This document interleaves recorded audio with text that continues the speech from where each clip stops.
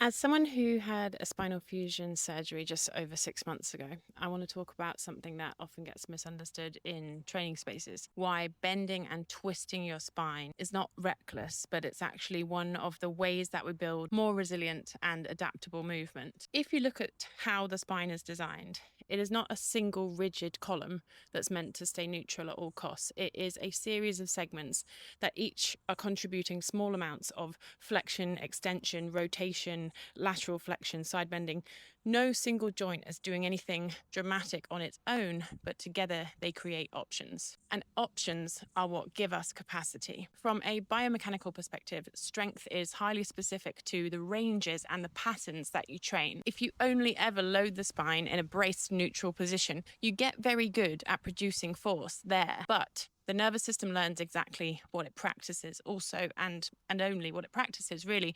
So when life or sport asks you to reach, twist, carry, rotate, or absorb force in a much less tidy position, you are suddenly operating outside the map that you have built. And most of life is lived outside of tidy positions. We rotate to get out of a car. We bend and twist to pick things up, to reach, to stumble or catch ourselves when we trip down a curb. Even many strength tasks, throwing, running, grappling, changing direction, rely on controlled spinal motion to transfer force between the hips, the trunk, and the upper body. A spine that has never been trained to move is often strong only when nothing unexpected happens. This isn't an argument for chucking yourself into the end range without context, but it is an argument for progressively teaching the spine how to move so that it can share load rather than avoid it. On a physiological level, gentle spinal motion improves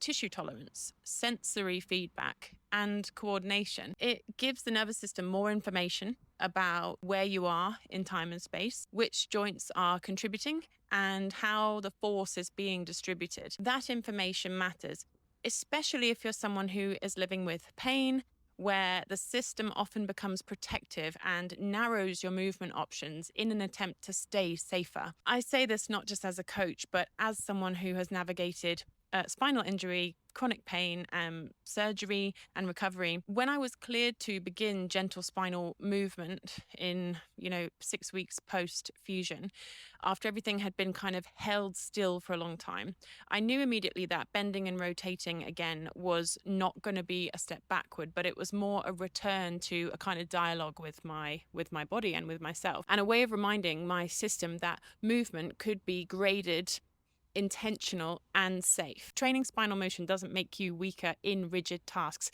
It often does the opposite. It builds confidence, coordination, and adaptability so that when you choose to brace, it is a choice, but not the only option that your body has. So when we include bending and twisting in training, it's intentional. We are acknowledging how bodies actually work, how life actually unfolds, and how strength becomes more useful when it's supported by movement and not isolated from it.